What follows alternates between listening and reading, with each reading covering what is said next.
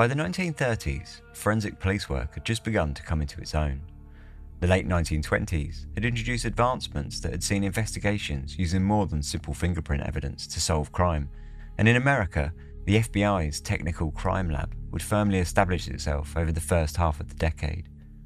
Both in the UK and the USA, experts from outside of the police or detective agencies were routinely drafted in to help on cases, and in the UK, there were none more qualified than the professors in the medical universities of Edinburgh and Glasgow. In 1935, a grim discovery in a rural Scottish town opened a sensational case that would see the country's finest experts challenged to not only help the police to solve the murder case, but to pioneer multiple new forensic techniques along the way, creating innovative methods that would go on to be used right up to the modern day. This is Dark Histories, where the facts are worse than fiction.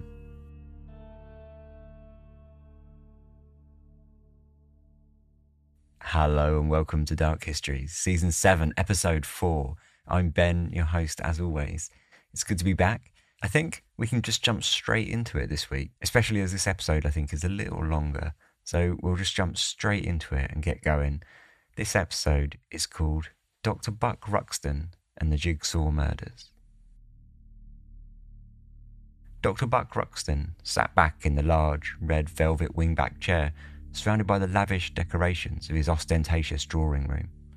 Somewhat over the top, the doctor's taste in decor was a rich blend of dark, hardwood veneers and deeply coloured Orientalism with a host of garish touches. The ceiling above his head was painted in thick, midnight blue and broken up with gold stars. He picked up the newspaper and scrolled mindlessly through the pages until he fell upon a story whose block capital headline struck out from the densely printed page with the sharp edge of a surgical scalpel. Moffat crime. Devil's beef tub searched. Diviner offers to help police. Police activities during the weekend in connection with the Moffat Ravine crime led to no outstanding result. The search for parts of the murdered man's body extended yesterday to the Devil's Beef Tub, a wild valley to the north of Moffat. On Saturday, Mr. Higgins, a diviner from Whitehaven, Cumberland, offered his assistance in the solution of the crime. He carried out some experiments at Gardenholm Limb and suggested to the police the direction in which he considered the murderer's car to have travelled. In Lanarkshire, the police concentrated upon tracing practically every car registered in the county and questioning the owner or driver to his movements on the night of September the 18th. Ruxton closed the paper with an uncomfortable haste and tossed it aside. Like a nervous tick, he twitched his head over to the staircase, recently stripped bare of its thick shag carpets, and made a mental note to contact a local decorator the next day. His eyes darted around from the stairs to the banisters, trying not to rest on the dark stains that spattered across the bare wood as he let out an exhausted sigh. Bukchar Chompa Rastomji Ratanji Hakim was born in Bombay in 1899.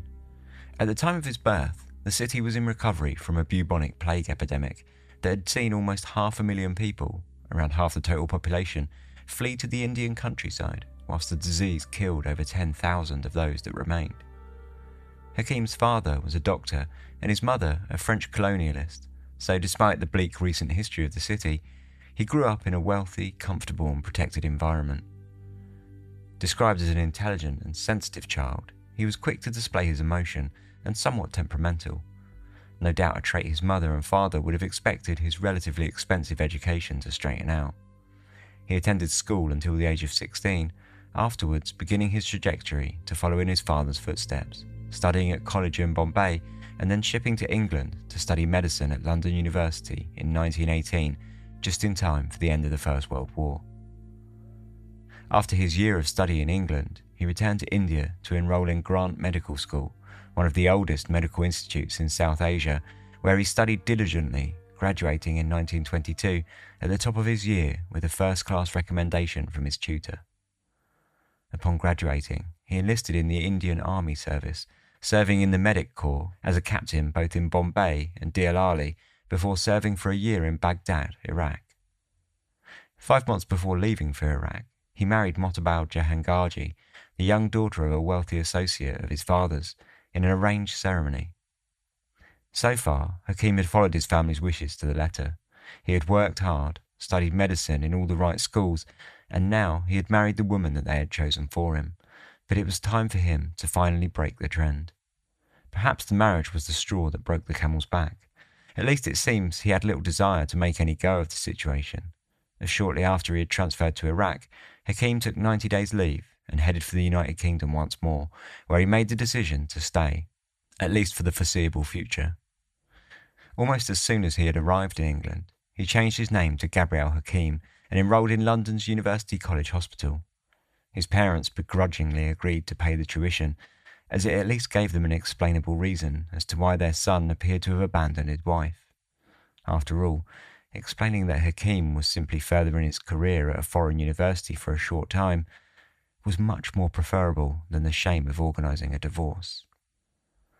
The newly christened Gabrielle, however, had absolutely no intention of ever returning to India, and in 1927 he moved to Edinburgh in Scotland with all of its proud medical history to attend the prestigious Royal College of Surgeons, and whilst he continued to write to his wife regularly at first, his heart was already in a very different place. Isabella Kerr was born in Falkirk, Scotland in 1901. A far cry from Bombay, Falkirk was a small Scottish town that sat equidistant between Edinburgh and Glasgow and was a major centre in the heavy-duty machine of the Industrial Revolution's iron, steel and brick sectors. By 1920, Isabella had wound up working in Edinburgh as a cafe waitress, which is where she met Tunis Cornelius van Ness, a Dutch merchant seaman who swept her off her feet. The pair married just days after their first meeting, though the union was equally as short and was abandoned to limbo days later when Van Ness set sail from Edinburgh, never to return.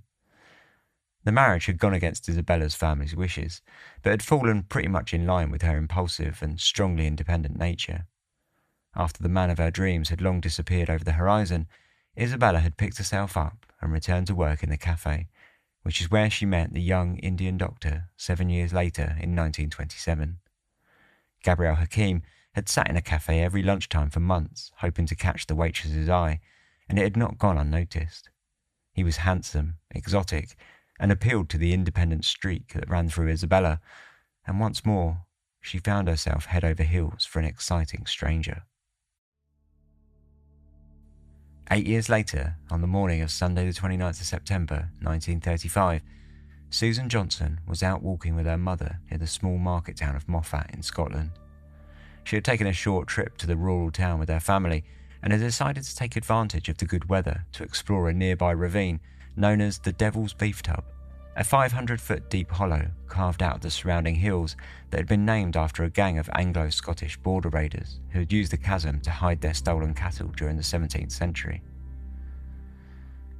As Susan crossed over the small stone bridge at the bottom of a steep hill dotted with trees, she peered over the edge into the small stream that ran through the arch known as Gardenholm Lynn, which wound its way down to the River Annan. It was a fair drop of around 80 feet from the bridge to the water, but even at that distance, Susan's eye tracked onto a bundle of dirty white rags that were sitting nestled into the bank. She stared intently, shock coursing through her as she noticed small strips of the wrappings had begun to drag from the bundle and wave in the flow of the shallow water, exposing what looked very much like a human hand.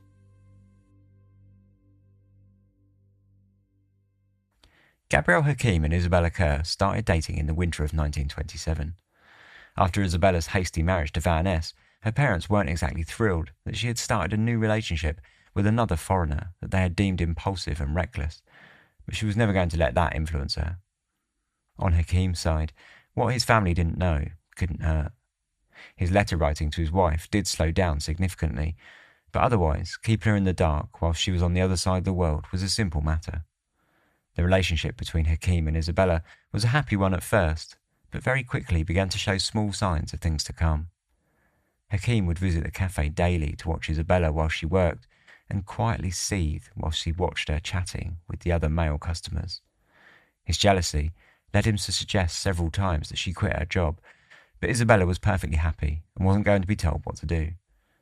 Aside from these small cracks, however, the pair enjoyed a typical courtship and got along fantastically well.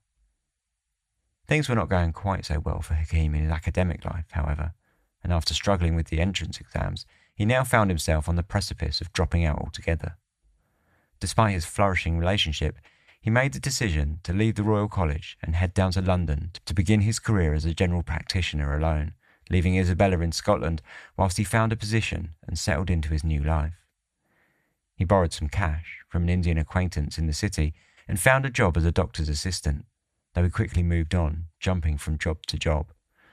By February of 1928, he was scraping around for money so much so that he decided to write home to India and ask his wealthy in-laws for a loan of £300, a sum that they were none too willing to hand over to their absent son-in-law.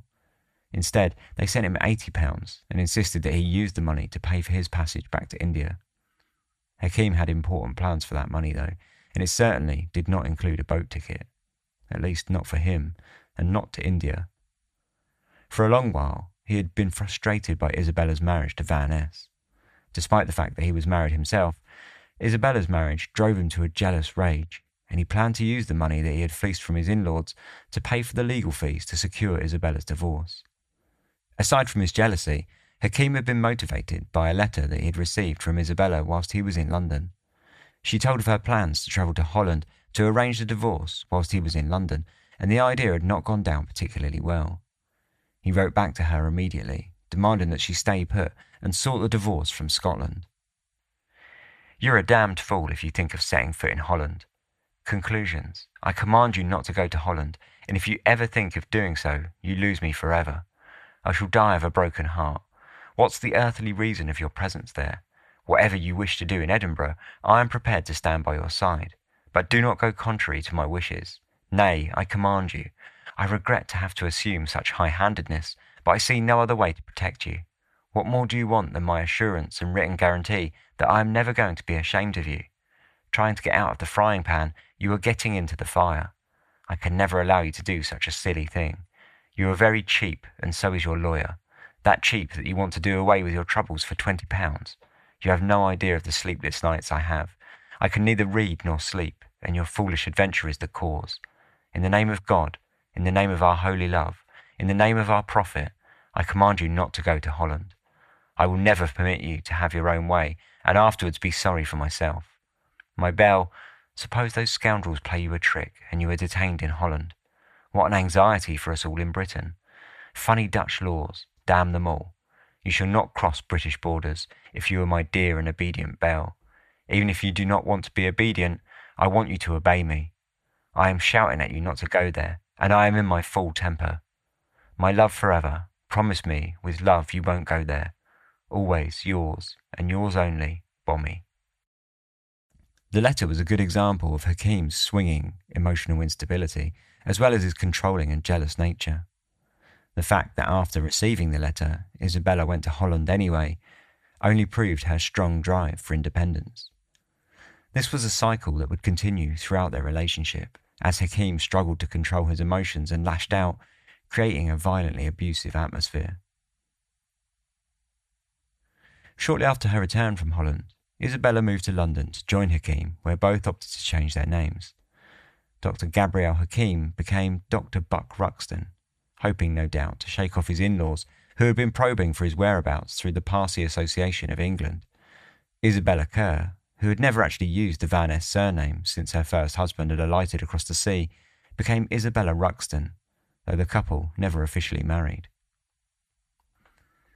With their new names and Dr. Ruxton's new job, the couple did manage to begin to settle down, just in time for the birth of their first child, a daughter, Elizabeth Ather Stewart Ruxton, who was born in August of 1929. Shortly after, Ruxton found a surgery for sale in Lancaster, a large town and soon-to-be city with a population of around 80,000 people, just south of the Lake District, 100 miles south of the Scottish border. The practice was a 3-storey terrace building situated at 2 Dalton Square, in a busy area with a lot of foot traffic and central to the town's commercial and administrative district. The large block building sat directly next door to a cinema and opposite the large, extravagant town hall. Both Ruxton and Isabella were pleased to be moving out of London to be closer to Isabella's family in Edinburgh, which is where Isabella headed almost immediately to take a job managing a cafe whilst Ruxton established his new practice.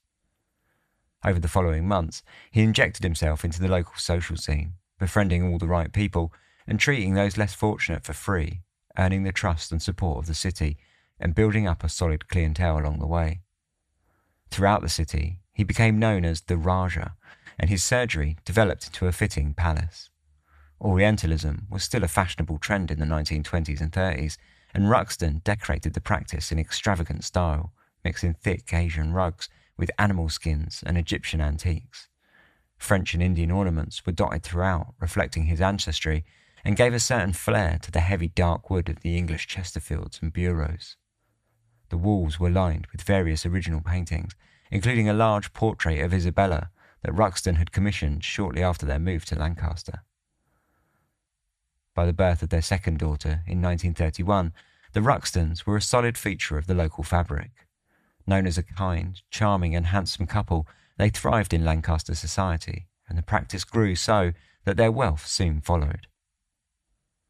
From the outside, it would have all been very easy to assume that behind the closed doors of 2 Dalton Square, when the surgery was empty, the Ruxtons were living nothing but domestic bliss.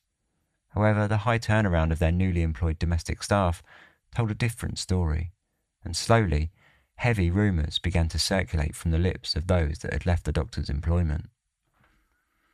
What started as a quirky set of traits had spiralled into a violent cycle of toxicity, as Isabella, independent and sociable as always, continuously triggered Dr. Ruxton, whose jealousy continued to grow in typically horrid, controlling and abusive ways.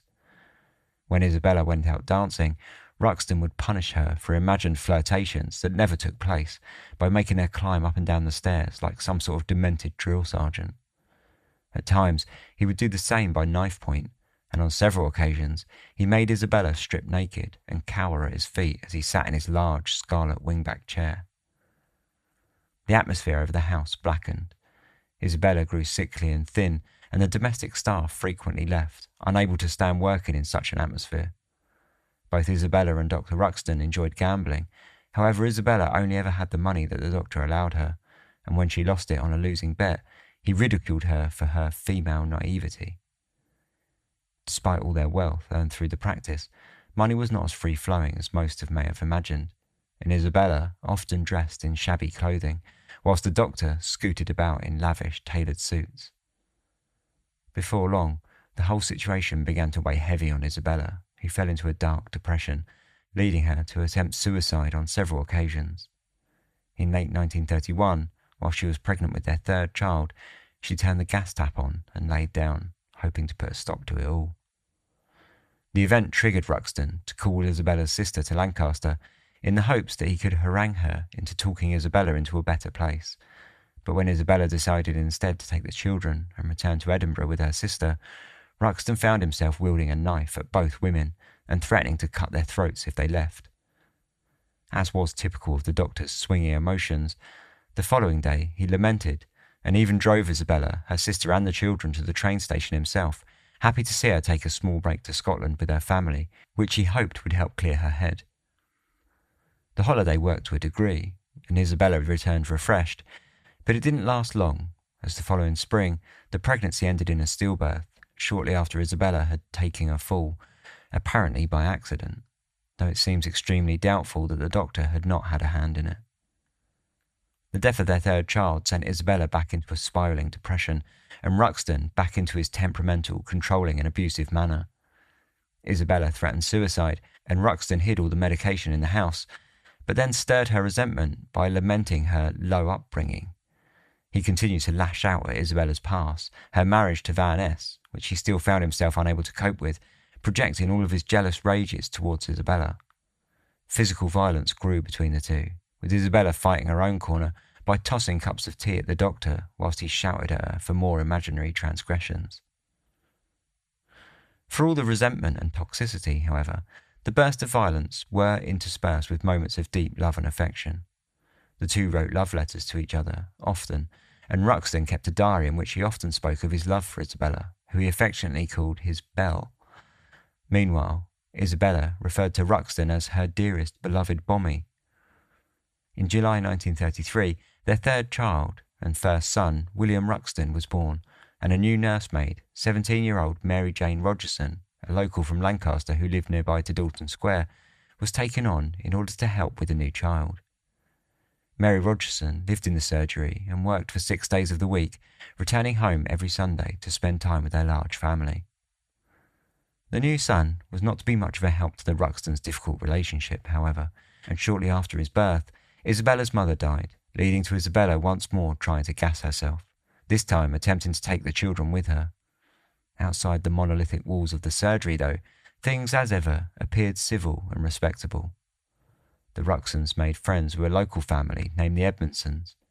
Robert Edmondson, a 24-year-old solicitor, was 10 years younger than Isabella and Buck, but the two families got along swimmingly. Naturally, it didn't take long for the doctor to grow suspicious of Isabella and Robert, however, and soon he was accusing her of infidelity, cursing her for the rumours that he believed to be spreading around the town that she was having an affair with the young solicitor. Perhaps ironically, if there really were any rumours, it was only because of the doctor's spiteful accusations, which he cast out willy-nilly to several of his friends and patients. Nevertheless, the lack of evidence that anything was going on didn't seem to stop Ruxton growing increasingly paranoid, often writing in his diary of how he knew that Isabella would be out dancing alone with Edmondson and fostering an illicit relationship. He also began believing that Isabella was trying to poison him following a night vomiting after he had drank a cup of coffee that she had prepared for him, that he believed had tasted sharp. He also believed he had overheard a conversation between Isabella and a friend where Isabella was asking what effects nitroglycerin would have had on the human body. In truth, Isabella had been scheming behind Ruxton's back, though not to kill the doctor, rather just to move back to Edinburgh and rent a flat with her sister. It seemed she was slowly getting ready to make a break from the relationship. Whatever was going on, it was clear Isabella was getting less and less keen on putting up with Ruxton's abuse, and in May of 1935, after several months of quiet, Isabella called the police on her husband. When they showed up at Dalton Square, they found Ruxton in a very excitable state and behaving like a man insane, threatening to commit 2 murders. Ruxton was flailing about, screaming and shouting, accusing Isabella of an affair with Robert Edmondson, who he believed had enticed away his wife's affections. It was just another example of the rollercoaster emotions now typical of the Ruxton household. A few weeks prior to the police call, the doctor had paid for Isabella to have a fancy portrait photograph taken that he could adorn his walls with. Summer came and went, and then, in September of 1935, things came to a head. Isabella had planned to visit Edinburgh in August with the Edmondsons, however the trip had fallen through, and Isabella had instead rearranged it for September. Dr. Ruxton, who was by now near consumed by his suspicions that she was having an affair with Robert, chose to follow them secretly. He watched from his car as Isabella drove over and collected Robert's wife, Barbara, along with his mother and father, whilst Robert himself followed them in a second car. Tailing them all the way to Edinburgh, Ruxton saw them check into the Adelphi Hotel, a large 5-storey white building perched on the edge of the Leith Links, in the Docks district of the city. What Ruxton failed to see from the interior of his car was the fact that each member of the party booked separate rooms, and so he drove back to Lancaster, seething at what he now saw as a brazen act of infidelity. The matter was not resolved after their return the following day, as Isabella told Ruxton that she had stayed at her sister's house, no doubt aware what her husband would infer for himself in regards to the sleeping situation if she had told them that she had stayed in the same hotel as the Edmondsons.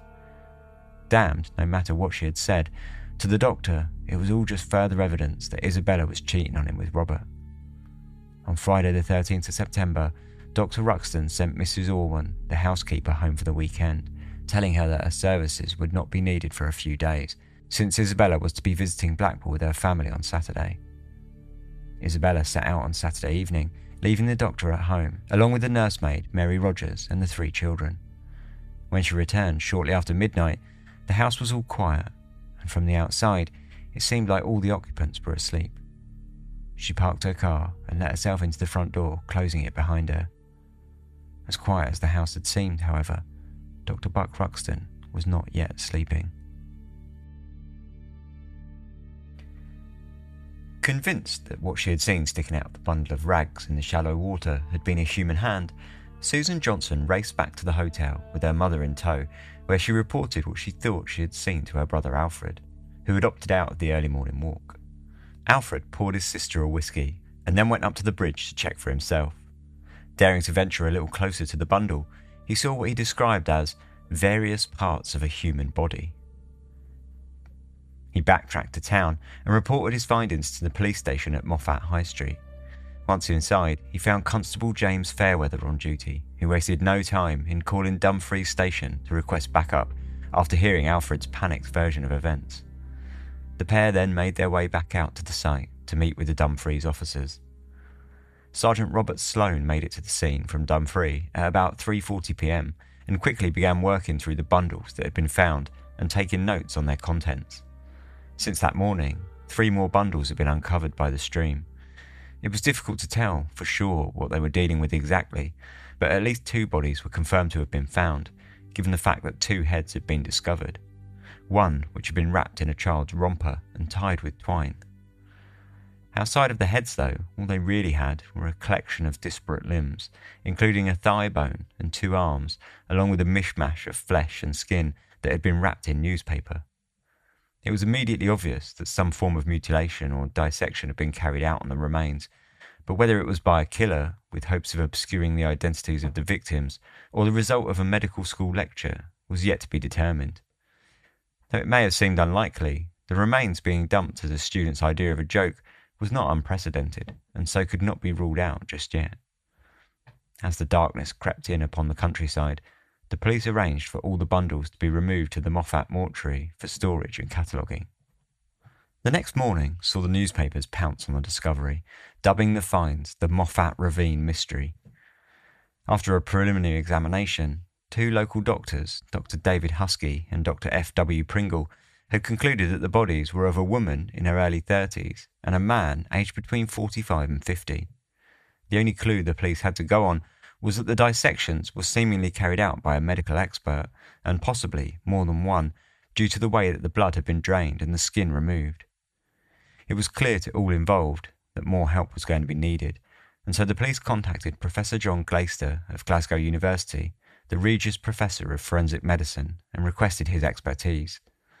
That evening, the professor visited the bridge where the remains had been found under police escort, though the journey from Glasgow had been more trying than it should have been on account of the traffic caused by the influx of tourists now flocking to the small town in the hopes of catching a glimpse of the gory crime scene. That evening also saw the expansion of the investigative team to include detectives from Glasgow CID and pathologist Dr. Gilbert Miller from Edinburgh University. That evening, Glaister and Miller began their own, more intense examination of the remains, which Glaister described as a black mass. All of the newspapers had been unwrapped and separated from the pieces and laid out to dry, whilst a collection of body parts, mixed with debris from the riverbank, sat awaiting their attention. Before they could even begin to determine any information about the victims, Glaister realised that the remains would have to be removed to the university laboratory. He made a quick inventory of everything that had been found, and made the arrangements for their safe delivery. Of the 4 bundles recovered during the initial search, the first was wrapped in a blouse and contained 2 upper arms and 4 pieces of flesh. The second bundle comprised 2 thigh bones, 2 legs from which most flesh had been stripped, and 9 pieces of flesh, all wrapped in a pillowcase. The third was a piece of cotton sheeting containing 17 portions of flesh. The fourth parcel, also wrapped in cotton sheeting, consisted of a human trunk, 2 legs with the feet tied with the hem of a cotton sheet, and some wisps of straw and cotton wool.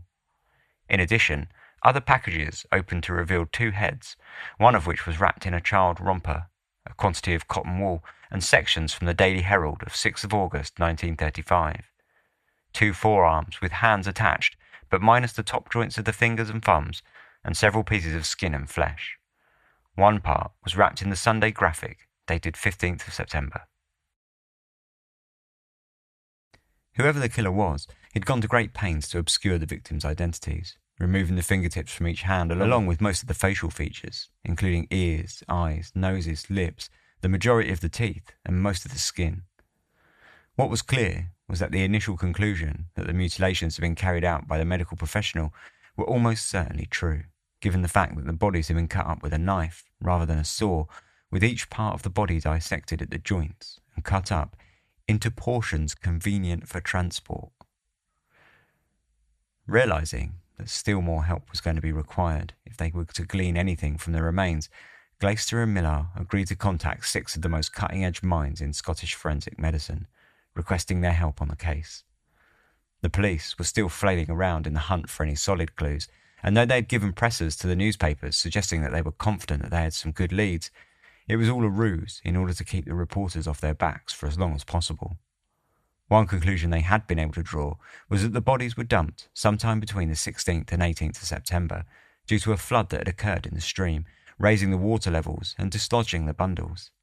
Any earlier than that, and the water would not have been deep enough to shift the bundles around, nor to saturate much of the remains. There was also the front page of the Sunday Graphic newspaper that had been used to wrap some of the body parts. The paper had been dated on the 15th of September, and though it had been ripped and torn, Detective Willie Ewing had been able to deduce that it had been a story about a carnival held that weekend in Morecambe. This was fairly curious, he thought, since the Graphic was a national newspaper, and the story about the Morecambe Festival was decidedly local. He caught up with some of the journalists sniffing around for a lead and questioned them about the page to see if they had any idea where it was from, and some suggested that perhaps it was from a slip edition, a special edition with an extra page printed and distributed locally when it was writing up a local event. Norman Ray, a News of the World crime reporter, was amongst the journalists that Ewing had consulted with about the page, and he immediately recognised the importance of the question. The police went in one direction, learning from the printers that the page was indeed a slip edition and that it had been limited to only 3,700 copies. Of those copies, 24 had been delivered to a newsagent in Lancaster named George Capstick, who gladly provided the police with his client list. Ewing had shot off in another direction entirely, asking around in Lancaster for any rumours or reports of missing people. He soon came across a rumour that was repeatedly offered up to him, that one of the doctors in the town had been missing his wife and maid for almost 2 weeks. He had told everyone that they were away on holiday in Edinburgh, but people were talking. There were stories of infidelity, of a violent husband, and of a well-known and respected local man who was growing increasingly temperamental by the day. The doctor's name was Buck Ruxton, from the practice on 2 Dalton Square. Coincidentally, this was also one of the addresses included in the list of 24 newspaper clients that the police had retrieved from Capstick.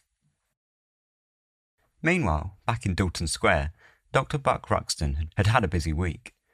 After telling all of his staff that Isabella and Mary had gone to Edinburgh and not to come to work for several days, he had taken himself to tearing up all the carpet in the hallway, rolling it up and tossing it out into the rear yard. The task had been all the more difficult due to a large cut on his right hand that he had told everyone that he had suffered whilst trying to open a tin of peaches. He had torn up all the carpets in preparation for the decorators, who were coming in to repaint and replaster the staircase, but before that, he would need a good clean. He had collected Mrs. Hampshire, who worked for the Ruxtons, as one of the domestic staff, and offered to pay her 7 shillings and 6pence to clean the staircase. He also offered her the old carpets and one of his old suits, which she said she could give to her husband, but only after she had cut out and burnt Ruxton's name tags from inside. It was unsightly, he told her, for a man to have another man's suit. When she stepped inside Dalton Square, she was a little set aback by the mess of the place. Straw had been thrown around all about the floor and on the staircase and hallway, and the carpets out back were stained with blood, which Ruxton told her had been from the cut in his hand. None of that really explained why there was a pile of ashes that seemed to contain partially burnt items of blood-stained towels and clothing, but Mrs. Hampshire got on with the cleaning regardless, enrolling the help of her husband for the job, whilst the doctor got on with his daily duties of keeping his surgery running. He had managed to drop his children off with a family friend and asked them to look after them for a few days until Isabella and Mary returned. The friend gladly took the children, since everyone that knew the doctor thought he must have been struggling with all the extra chores that had been left to him with his wife and nursemaid away on holiday, as he did appear to be looking much the worse for wear since the previous weekend. Truthfully, the doctor had not been sleeping as much as he had ought to the last few days, and his appearance was suffering for it. His hand throbbed, and it looked as if it might be infected, and he was fairly sure it needed stitches. The house staff had been increasingly frustrated that he would not get it seen to properly, especially as they were the ones that had to clean the endless bloodstains from the house that seemed to have cropped up overnight, and were, they were assured, from this cut. When it became too obvious to all of the staff around him that he was failing to cope with the situation, he decided to tell them that Isabella had in fact run away with another man. The story that she had gone to Edinburgh for 2 weeks for a holiday was simply a cover story to avoid the shame, he said, but inevitably the truth had to come out. At least that seemed to explain to the bemused staff why the doctor seemed so agitated recently, and why he appeared to have completely stopped taking care of himself. It also partially cleared up why he had told some of them that Isabella had gone to Edinburgh and to others that she had gone away to London. Strangely, however, when Mary's brother called into the doctor's house on the 23rd of September to ask after his sister, who he had not seen recently, Ruxton told him the old story that she'd gone away to Edinburgh with Isabella for 2 weeks and would be back soon. With the doctor's stories seemingly so full of inconsistencies, along with his rapid decline in appearance, it didn't take long for rumours to start travelling once the story broke concerning the bodies that had been discovered in the river near Moffat. Nor did it help matters for Ruxton's reputation that there had been a reporter sniffing around, asking questions about Isabella and Mary, and interviewing his patients about the couple's relationship. Concerned for his sister, Mary's brother took it upon himself to call back in the doctor's surgery and ask after Mary once more, this time backed up by his parents. The trio were welcomed into the surgery, where Dr. Ruxton explained to them another truth, that Mary and Isabella had stolen £30 from his safe and disappeared. Where to? He had no clue, he told them. The story failed to satisfy the Rogers, however, who assured the doctor that they would be going to the police about the matter, what with all the rumours about that the police had fished some bodies up out of the river. Ruxton assured them that they had no reason to be concerned. After all, hadn't the papers been reporting that the bodies were that of a male and a female? Back in the laboratory in Edinburgh University, Glasgow now had a properly cleaned, preserved and separated selection of body parts that he had to try to fit back together. Until now, the parts, numbering over 70 individual pieces, had been separated into 2 boxes, with the pieces allocated to each body as best they could guess, but now they were in the lab, a more educated assembly could be attempted. Glaister's forensic team, now bolstered further by the anatomist Professor James Brash, the chair of anatomy at Edinburgh University, were pretty sure that they had been correct about the first body being a female, though now they were revising her age quite dramatically. Having laid the bodies out and placed them together piece by piece, they used X-rays and height estimations to painstakingly figure out which decomposed limb came from which body. The results were remarkably close to the initial guesses. However, the details had been wrong. Body number 1 was now concluded to have been the body of a young woman, around 4'10" to 4'11", weighing 7.5 stone and aged between 18 and 25, though Brash was fairly sure that she was 21. The second body had been more difficult owing to the fact that the trunk was still entirely missing. However, they still managed to conclude that it was the body of a second woman, dramatically changing the narrative of the story that had been printed in the papers thus far. They estimated her to have been around 5'4" tall, 9 to 10 stone in weight, and around 35 to 40 years old. Unknowingly, the professors had pieced together the bodies and managed to describe Isabella Ruxton and Mary Rogers almost to the dot. In Lancaster, things had continued their downward spiral for Dr. Buck Ruxton. With the rumours circulating about Mary's disappearance and the presence of Norman Ray asking so many questions about the doctor, Ruxton decided to act. On the night of the 4th of October, he headed across Dalton Square to the police station to explain to the officers on duty that his wife had gone away and taken Mary Rogers with her. Waving a letter around that he said that he had sent to Isabella's sister in Edinburgh, only to have had it returned unopened, as some form of proof, he grew steadily more irate as the police explained to him that they could do nothing about any rumour-mongering that was going on throughout the city. Trying, and failing, to remain calm, Ruxton told the police of how his wife had been having an affair with Robert Edmondson, and of how he was concerned that the unsavoury rumours would affect his business, even going as far as to offer them the keys to his house, telling them to go over and investigate so that they could put a stop to all the chattering once and for all. Once again, the police attempted to calm down the doctor, and told him they could do nothing to help with the rumours, though they suggested that he might place a wanted advert in the newspaper, asking for information on his missing wife's whereabouts. This did manage to calm Ruxton somewhat, and he shot off a description of Isabella for the officer to write down and send off to the press for him. I am a medical practitioner and I reside at Tall Dalton Square, Lancaster. The following is a description of my wife. Name, Isabella Ruxton, 35 years, about 5'5" or 5'6". Well built, fair hair, bridge of nose uneven. 3 false teeth, left upper jaw, gold clip shows when smiling. Fair complexion, dressed in cream silk blouse, light brown small check coat and skirt, suede shoes dark brown colour, and had a V-shaped ring on forefinger of left hand. Speaks with strong Scots accent. I would like discreet inquiries made by the police with a view to finding my wife. She left home on Sunday, the 15th of September 1935, and I have not seen her since. Signed, B. Ruxton.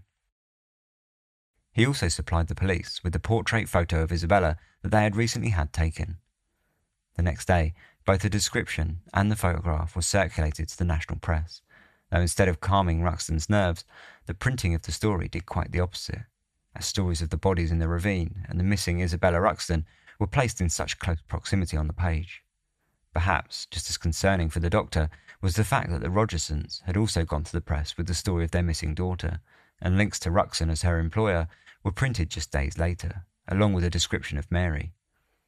It was all slowly eroding Ruxton's sanity, as bit by bit the doctor's paranoia and fears ate away at his mental state. That weekend, he finally visited the Edmondsons to confront Robert about the suspected affair that Ruxton was sure he had been having with Isabella. As it happened, Robert was away in Edinburgh at the time, but his father noted Ruxton's clear upset and explained to him that he had also stayed in the hotel with Robert and Isabella during their trip, and he could assure the doctor that everyone stayed put in their own rooms for the entire night.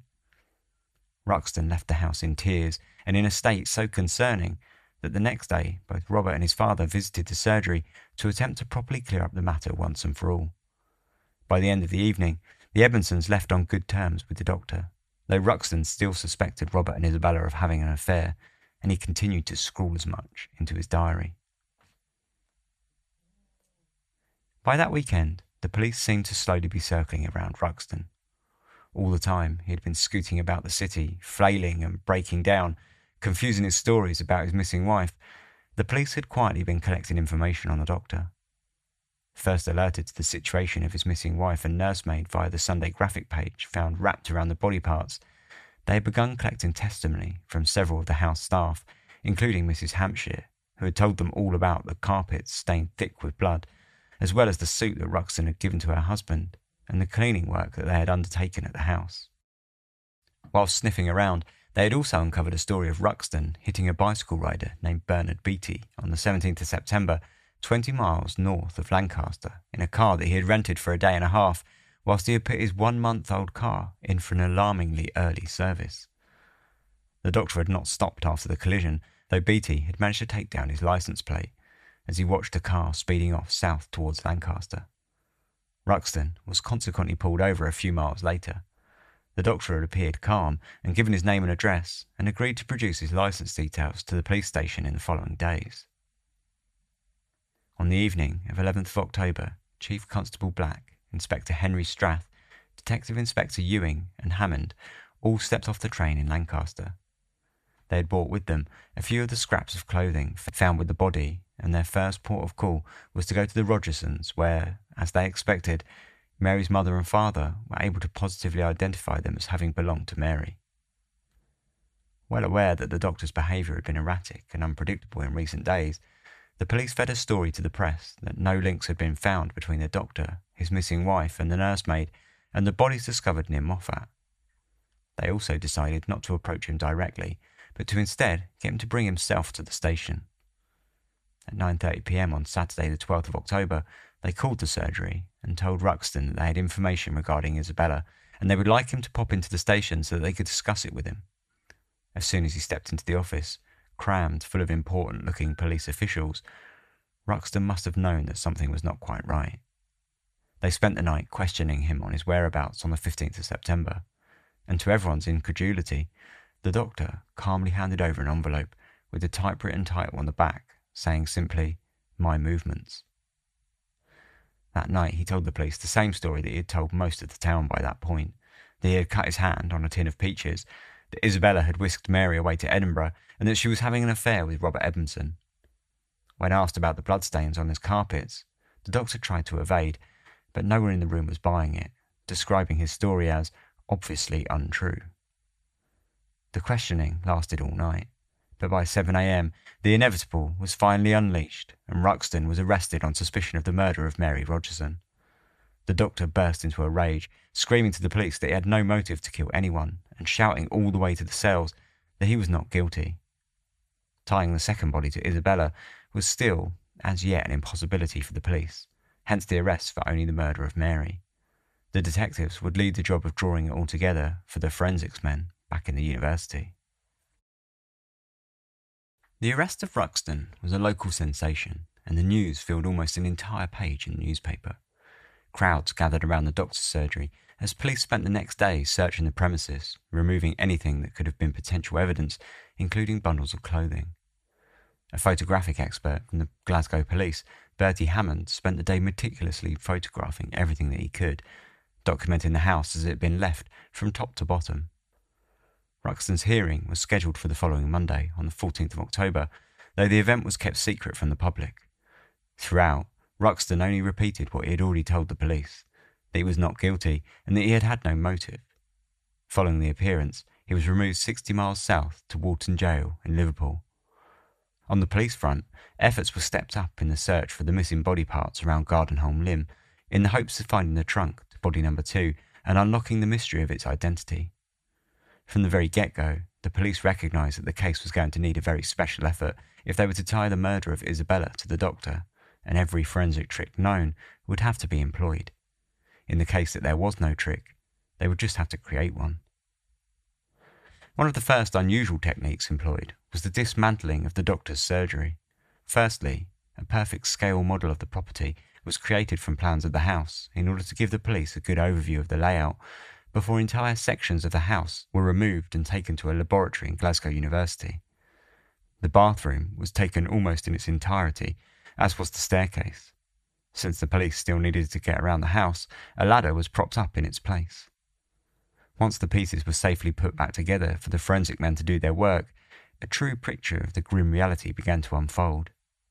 Over 80 bloodstains were found on the staircase alone, whilst the bathroom door appeared to have been covered. The toilet seat, hand basin, cupboard doors, and the lino on the floor all showed signs of being stained by blood, as did the wood in the floorboards and the plug of the bath. From the sheer volume of blood, the police concluded that Ruxton had dismembered and drained the bodies in the bath before dragging them down the stairs to the ground floor.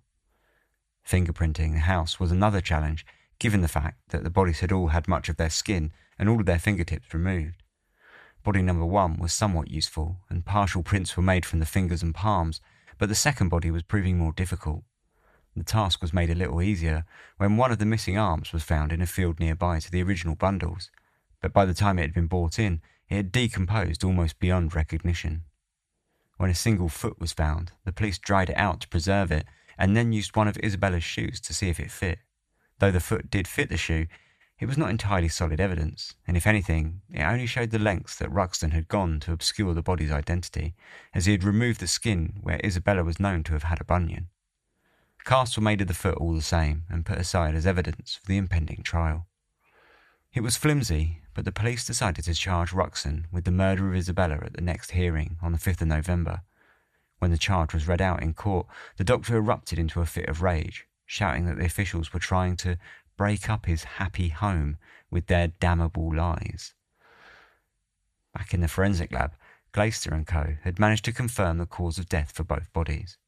Body number 1, which they believed to be that of Mary Rogers, had died due to severe blows to the face and head, whilst body number 2, that which they suspected to have been Isabella, had died from strangulation. Both had been drained of blood before they were meticulously mutilated and cut to pieces. The problem they were still having was that the missing trunk of body number 2 was making identification almost impossible. Bertie Hammond theorised that it may be possible, even without the outer layer of skin, to retrieve a recognisable fingerprint. He experimented with the idea by burning his own fingers and using a scalpel to remove the charred skin, and confirmed that it was possible, though he had had to develop a completely new chemical concoction to achieve suitable results. A print from a single finger took him upwards of 14 hours to collect, but after he was done, for the first time ever, he was left with a set of dermal prints that he could use to cross-reference with the prints taken from the house. Professor James Brash did have another idea. The anatomist took the clean skull from body number 2 and suggested comparing it with photographs of Isabella to see if the skull matched the bone structure of the missing woman. It was no simple task, and a host of never-before-tried processes had to be devised in order to complete the concept with any deal of integrity. Firstly, a selection of photos were enlarged to life-size of Isabella, including the professional portrait photo that Ruxton had supplied to the police. The skull was then photographed by Detective Cecil Thomas after it had been placed in a bracket of wires, which had been arranged to hold it at the exact angle as the position of the heads in the photos. For the third step, the photos themselves were recreated, sans Isabella, as their clothes were placed onto a frame to hold them in place so that the final photograph looked like some sort of outtake from The Invisible Man. Once all 3 photographs were produced to life-size scale, they were finally superimposed on top of one another to see how the features all matched. The final image suggested to the professors that the skull was almost certainly that of Isabella. The doctors had noticed that Isabella had been missing several teeth, but were not entirely sure if they had been missing before death or removed by Ruxton after. In order to learn how to differentiate between teeth that were removed before and after death, they experimented on sheep, removing them from animals before and after they had died, and then they checked the bone of the jaw to see how it had healed over time.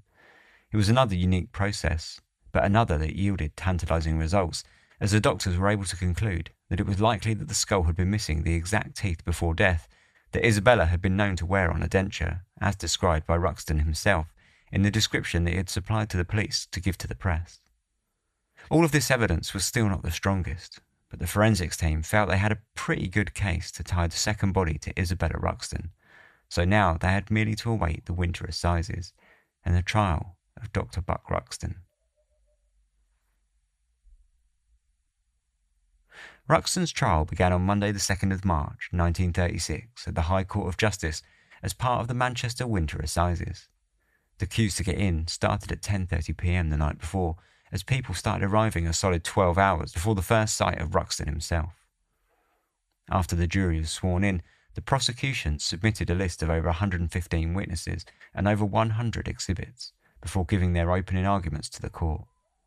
Their central point was to prove that the bodies had been sufficiently identified as Mary and Isabella. They laboured over painting the relationship between Ruxton and Isabella as a violent, jealousy-fueled nightmare, with Ruxton an abusive and temperamental husband harbouring deep suspicions that Isabella was having an affair. The bodies had been dismembered by a medical professional, and Ruxton had tried his utmost to get rid of a significant quantity of bloodstains in his house. Though a lot of the evidence pinning the murder to Ruxton was for the most part circumstantial, they hoped it would seem overwhelming enough that any other verdict other than guilty would seem an impossibility. They also laid out what they believed was a series of events surrounding the murders. The suggestion of the prosecution is that her death, and that of the girl Mary, took place outside these rooms on the landing at the top of the staircase, outside the maid's bedroom, because from that point down the staircase right into the bathroom, there are trails of enormous quantities of blood.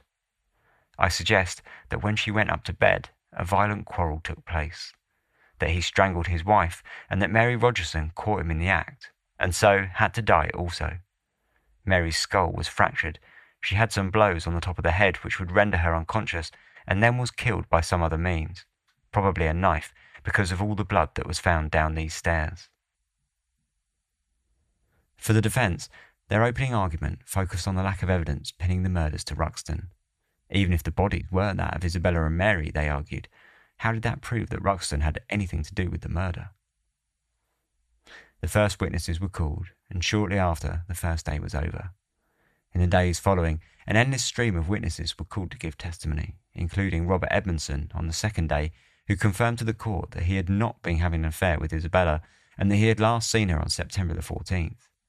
He also told the court that he had parted with Ruxton on friendly terms after clearing up the matter with his father, though he did believe that Ruxton was a difficult man that was prone to flares of temper, and that when he had got going, he was almost impossible to stop.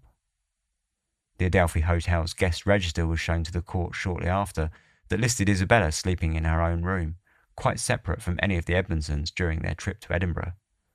Interestingly, despite the prosecution going to great lengths to prove that there had been no affair, the press were not entirely convinced, and whether or not they did it in order to stir the pot, several papers heavily insinuated that something more had been going on between Isabella and Robert. The fourth day saw the prison doctor who had tended to Ruxton's wound on his hand give testimony stating that he could not have possibly caused the injury with a can opener, like he had told everyone, and that it was his opinion that it had been done on a knife, tossing out his own theory that if his hand had slipped on a bloody handle, it would have likely caused the injury plenty well. Eventually, the forensic experts were called in, and 3 full days were given to their long explanations of the great stack of evidence that they had submitted. Glaister had been warned against providing the court with all the evidence that he had, as the prosecution were concerned that the graphic detail would have been too much for a jury already suffering from hearing such a shocking case. Elements of Glaister's case that had been sidelined included new evidence that he had recently gleaned from the maggots removed from the bodies during the initial inspection. Concerned that the defence may challenge him on the length of time that the bodies had been left tossed in the stream, he took a sample of the maggots that he had kept in a test tube to an entomologist at Glasgow University, who was able to distinguish that the maggots were of those of a bluebottle fly and that they were around 10 to 14 days into their development.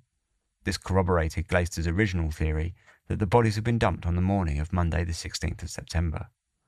Fortunately, Glaister was never challenged on the timings of the dumping, and therefore he could sit on this evidence without having to risk tipping any of the jury over the edge. The final day of the trial was set to be no less sensational than the rest of the case, as Dr. Ruxton himself decided to take the stand in order to give his own testimony to the jury before they were asked to go out for their deliberations.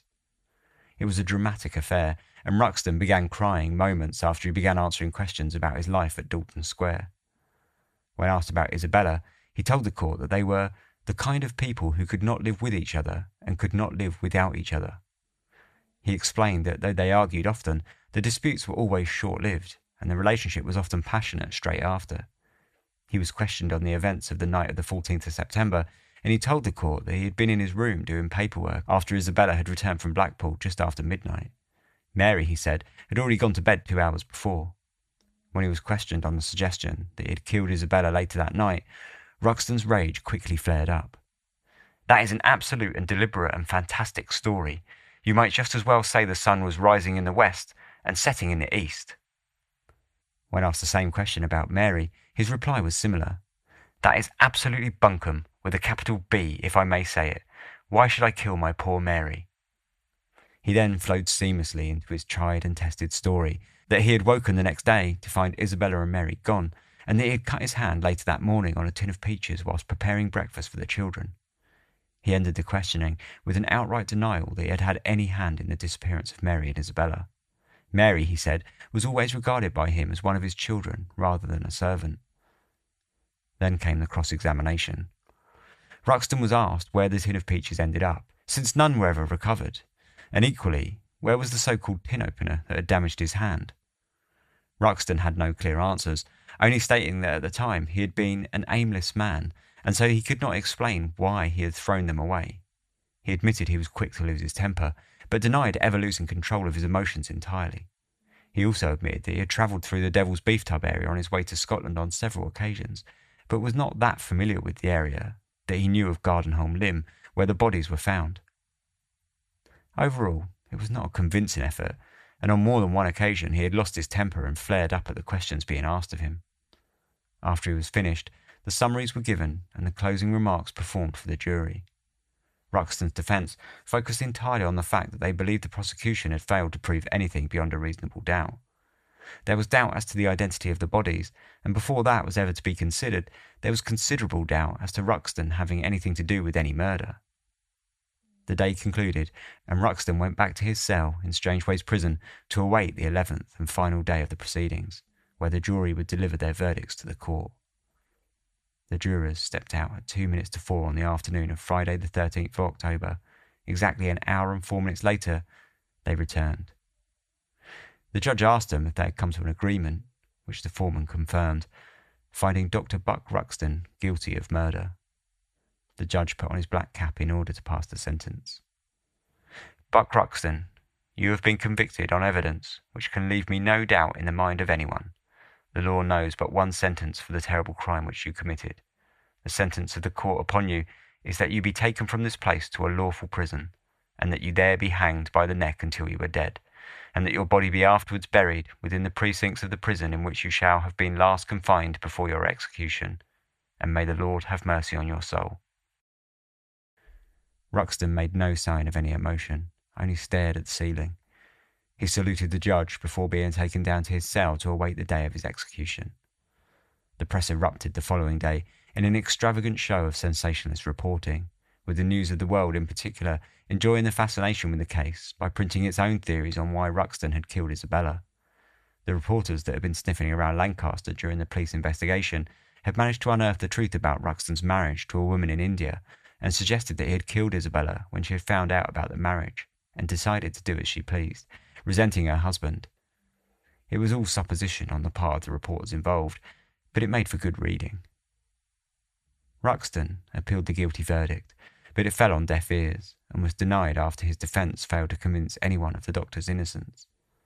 Mary and Isabella's remains were finally committed to the ground, and Ruxton was hanged in Strangeways Prison on the 12th of May. A petition was put forward to suspend his sentence on behalf of the Ruxton children that did manage to gain over 6,000 signatories, many of which were his patients, but it earned Ruxton nothing. His body was buried in the prison grounds in an unmarked grave. Shortly after, a letter was delivered to the editor of the News of the World, which had been written by Ruxton on the day of his arrest. It had been given to a visitor to his cell on strict instructions not to hand it over to anyone until after his death. The contents were published the very next day, under the headline, "Ruxton's Written Confession." It was a simple letter, but that made the contents no less shocking. Lancaster, 14th of the 10th, 35. I killed Mrs. Ruxton in a fit of temper because I thought she had been with a man. I was mad at the time. Mary Rogerson was present at the time. I had to kill her. B. Ruxton. The Ruxton case, the Ravine Mystery, or the Jigsaw Murders, as the papers like to call it, was a landmark case for forensic science. Professor Glaister and his entire team of forensic experts, along with the police work bringing together units from across Scotland, had achieved a conviction based solely on hard work, much of it entirely unique for the time, and some of it still in use today.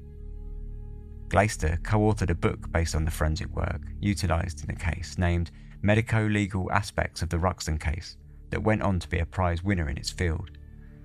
The murders had been senseless in the extreme, but their gruesome nature ensured that Dr. Ruxton would enter folklore. The area around Gardenholm Lynn became known instead as Ruxton's Dump, and a schoolyard rhyme was often sung by the children in the school of Lancaster, who avoided the Ruxton home on Dalton Square. Red stains on the carpet, red stains on the knife. Oh, Dr. Buck Ruxton, you murdered your wife. Then Mary, she saw you. You thought she would tell. So Dr. Buck Ruxton, you killed her as well.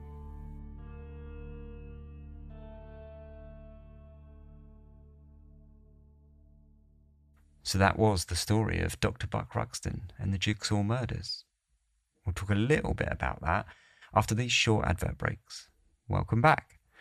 Yeah, so that was the story of the Jigsaw Murders, a case that I found quite difficult actually to research this time. When I started sort of thinking about this episode and looking into it and structuring it, I mainly wanted to focus on the forensic efforts and how they pioneered in so many different ways, because that for me was really fascinating, especially the fingerprinting. But as I did it, I started reading his diaries, and from reading his diaries, I actually sort of got caught up in his weird world, because it became quite clear, he was a horrible person, and the diaries really made me really hate him. But I think what got me about his diaries was how convinced he was that Isabella was having an affair. And so the interesting thing is, obviously, whether or not she was having an affair, it's largely irrelevant, because even if she was having an affair, it certainly doesn't justify him killing her, and it doesn't justify any of the abuse against her. And you also have to think, in their relationship, she was seemingly planning to escape anyway. and she was planning to move to Edinburgh with her sister and stuff like this. So clearly their relationship was at an end. She had obviously sort of run her patience dry, and she was ready to leave. Potentially, she may have been having an affair, but it was really irrelevant. But by reading his diaries, it really started making me sort of think that it was more important for a while. I sort of got sucked into thinking, has she had an affair? I wonder if she has or not. I don't know. And it was mainly, I say, because he was just so absolutely consumed by it. He was so convinced that she had been having an affair and that she'd been doing all these things like, making a fool of him by dancing with men behind her back and all this. And ironically, it was probably only him that had started the rumours of all of this stuff anyway. So it was just bizarre, but it really sucked you in. I think when you read that sort of diaries like this, they do tend to do that anyway because the way they're written. But yeah, it really sucked me into wondering whether or not she did have an affair. For the record, I think that possibly she did. But like I say, it has absolutely no bearing on the outcome.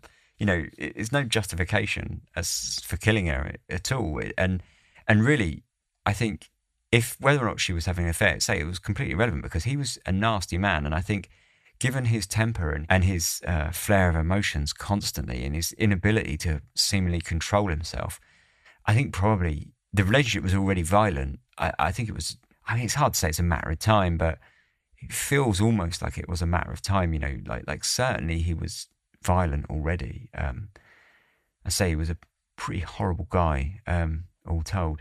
But an interesting story, I say, and the forensic side of it was fascinating. So the dermal fingerprinting was especially interesting, as was the photographic evidence. They did a lot of other things as well, some of it that I mentioned in the episode, but for me, the photographing and the dermal fingerprint were fascinating. The photographs were bonkers. The way they sort of pieced them all together and then superimposed them. So you had this kind of like to try and figure out the bone structure. It was really something. And, it was fascinating to see people thinking so far out of the box for the time to try and, effectively problem solve. It was really fascinating case because of that. But otherwise, yeah, no real mystery, nothing much to talk about. So I'll leave it there. And I say it's already been quite a long episode anyway. Thanks very much for listening. I hope you enjoyed it. If you would like to contact me, you can do so at contact@darkhistories.com is the email. You can contact me on all the social media accounts that I've got, and all of those links are in the show notes, or you can find via darkhistories.com, which is the website. You'll be able to find everything on the website, including links to all of the ways that you can support if you would like to. You can become a patron and get ad-free episodes, high-res episodes, and little live streams that I do every now and then, and things like that. I don't know, gosh, there's quite a lot of like backed up years of bonus stuff going on there now. So yeah, check that out if you're interested. If not, no worries. Otherwise, yeah, thanks for listening. I'll be back a little sooner than normal because this episode is a little late, I admit. That's due to half term last week. And, I'm going to blame it on the fact that I had to look after my nephews for a few days last week during half term. So, yes, the next episode will be in just a little over a week. So, yeah, until then, take care, sleep tight.